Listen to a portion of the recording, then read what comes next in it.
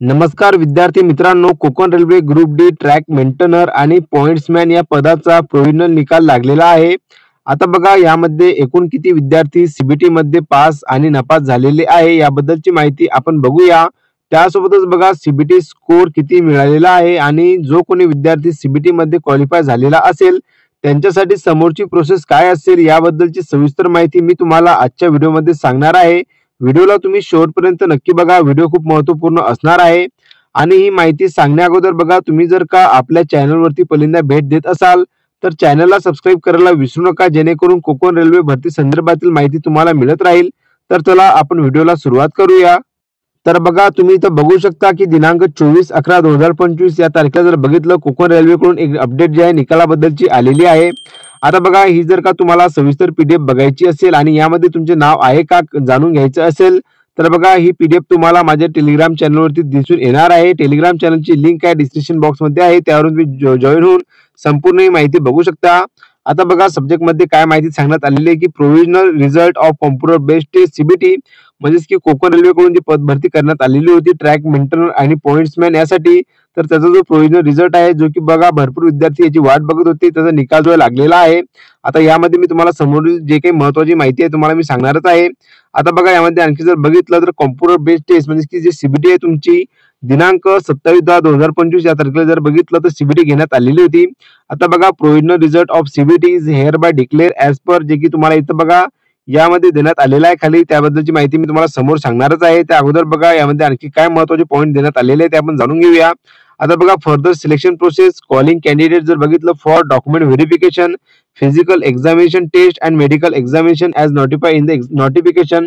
बघा नोटिफिकेशन मध्ये दिल्याप्रमाणे जर बघितलं तर सीबीटी झाल्यानंतर तुमचं बघा डॉक्युमेंट व्हेरिफिकेशन, त्यानंतर बघा फिजिकल एक्झामिनेशन टेस्ट आणि त्यानंतर बघा मेडिकल एक्झामिनेशन, अशा प्रकारे जर बघितलं टोटल तुमचं 4 स्टेजेस मध्ये जर बघितलं सिलेक्शन यामध्ये सांगण्यात आलेलं आहे.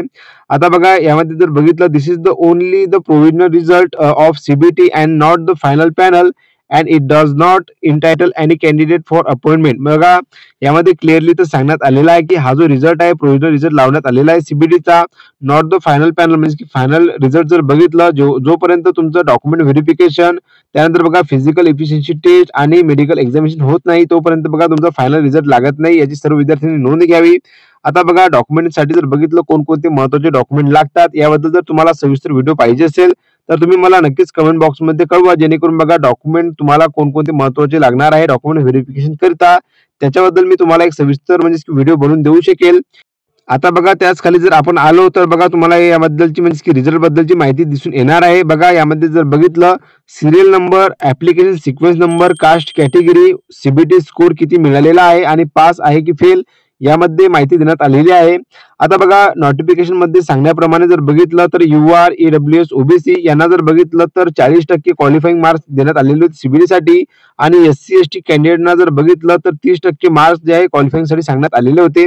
त्याप्रमाणे जर बघितलं तर बघा सर्वात अगोदर तुम्हाला हायेस्ट विद्यार्थी म्हणजेच की ज्या विद्यार्थ्याला सर्वात जास्त मार्क्स मिळालेले आहेत ते की बघा तुम्ही इथं बघू शकता ऍप्लिकेशन सिक्वेन्स नंबर, जो कास्ट कॅटेगरी, OBC, NCL आणि सीबीटी स्कोर जर बघितलं तर 100 पैकी 77 मार्क्स आणि हा जो विद्यार्थी पास झालेला आहे तुम्ही इथं बघू शकता. त्याच खाली जर बघितलं तर बघा URचा कॅन्डिडेट आहे 73.66 मार्क एवढे तुम्हाला दिसून येणार आहे आणि त्याच्या समोर पण बघा तुम्हाला इथं पास म्हणून असं दिसून येणार आहे. आता बघा टोटल जर बघितलं तुम्ही इथं संपूर्ण बघू शकता आणि यामध्ये जर बघितलं तर ऍप्लिकेशन सिक्वेन्स नुसार जर तुमचं का नाव असेल तर नक्कीच तुम्ही मला कमेंट बॉक्समध्ये सांगू शकाल, जेणेकरून बघा तुम्हाला समोरची माहिती जशी काही माझ्यापर्यंत येत राहील तशी मी तुम्हाला अपडेट देत राहणार आहे. आता बघा खाली जर आलो तुम्ही इथं बघू शकता की कोणकोणते विद्यार्थी पास आहे त्याच्याबद्दलची माहिती देण्यात आलेली आहे. आता बघा त्याच खाली जर बघितलं तुम्हाला फेल म्हणजे की जे विद्यार्थी नापास झालेले आहेत त्याच्याबद्दलची पण माहिती तुम्हाला इथे देण्यात आलेली आहे. ज्या विद्यार्थ्यांनी जर बघितलं सीबीटी मध्ये जेवढा तुम्हाला स्कोर क्वालिफाय करायसाठी मार्क देण्यात आलेला होता तेवढा जर का तुम्ही क्वालिफाय केलेला नसेल तर तुम्ही फेल म्हणजे की नापास झालेले असाल, एवढं तुम्ही लक्षात घ्या. आता बघा तुम्ही इथं बघू शकता की फेल बद्दल पण माहिती देण्यात आलेली आहे. ज्या विद्यार्थ्यांना जर बघितलं तर 40 मिनिमम जर बघितलं तर बघा मी तुम्हाला आधीच सांगितलं की UR त्यासोबत बघा EWS आणि OBC, NCL हे जेवढ्या काही कॅटेगरी आहे त्यांना जर बघितलं मिनिमम 40% क्वालिफाईंग मार्क्स सांगण्यात आलेले होते. तेवढे जर का तुम्ही घेऊ शकले नसाल तर बघा तुम्हाला तुमच्या नावासमोर तुम्हाला फेल म्हणून असं तुम्हाला इथे दिसून येणार आहे. आता बघा ही जर पीडीएफ बघितली टोटल 56 पेजेसची आहे आणि एकूण जर किती विद्यार्थी जर बघितलं त्यामध्ये लिस्ट दाखवण्यात आलेली आहे. तर बघा 1724 एवढ्या विद्यार्थ्यांची जर बघितलं तर यामध्ये लिस्ट लावण्यात आलेली आहे. यामध्ये बघा सर्वात अगोदर जर बघितलं जेवढे काही विद्यार्थी पास आहेत त्याची लिस्ट लावण्यात आलेली आहे आणि त्याच खाली जर बघितलं जेवढे विद्यार्थी क्वालिफाय केलेलं नाही आहे त्याच्यासाठी बघितलं तर फेलची पण लिस्ट तुम्हाला यामध्ये मिक्सचर दिसून येणार आहे. याची सर्व विद्यार्थ्यांनी नोंद घ्यावी. तर बघा अशा प्रकारचे जर बघितलं तर या प्रोव्हिजनल रिझल्ट बद्दलची ही माहिती होती. ज्या कोणा विद्यार्थ्यांपर्यंत ही माहिती पोहोचली नसेल त्यांच्यापर्यंत हा व्हिडिओ नक्की शेअर करा, जेणेकरून बघा ते त्यांचा रिझल्ट बघू शकतील. आणि बघा या रिझल्ट बद्दलची सविस्तर माहिती मी तुम्हाला माझ्या टेलिग्रामवरती दिलेली आहे, त्यावरून तुम्ही बघू शकाल. आणि बघा समोरची अपडेट जर बघितली तर डॉक्युमेंट व्हेरिफिकेशन, त्यानंतर बघा फिजिकल एफिशियन्सी टेस्ट आणि मेडिकल एक्झामिनेशन असणार आहे. आता बघा जे कोणी विद्यार्थी यामध्ये पास झालेले आहेत त्यांना जर बघितलं तर डॉक्युमेंट व्हेरिफिकेशनसाठी तयार राहावं लागेल. आणि डॉक्युमेंट व्हेरिफिकेशन बद्दलची जशी काही माहिती आपल्यापर्यंत मिळेल तशी मी तुम्हाला सांगणारच आहे. किंवा बघा तुम्ही जेव्हा ऍप्लिकेशन फॉर्म भरलेला असेल तेव्हा तुम्ही ईमेल आयडी किंवा मोबाईल नंबर दिलेला असेल तर त्यावरती तुम्हाला बघा ईमेल थ्रू किंवा बघा मेसेज थ्रू जर बघितलं तर डीबी साठी एक मेल किंवा मेसेज येणार आहे. याची सर्व विद्यार्थी नोंद घ्यावी. आणि तुम्हाला जर का त्याबद्दलची अपडेट आली तर नक्कीच तुम्ही मला माझ्या टेलिग्राम चॅनलवरती किंवा बघा मला स्पेशल कॉन्टॅक्ट करून तुम्ही मला कळवू शकता.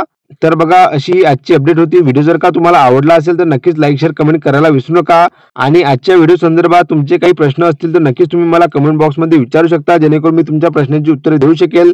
तर चला भेटूया आपण पुन्हा एकदा नवीन व्हिडिओमध्ये नवीन भरतीची अपडेट घेऊन. धन्यवाद.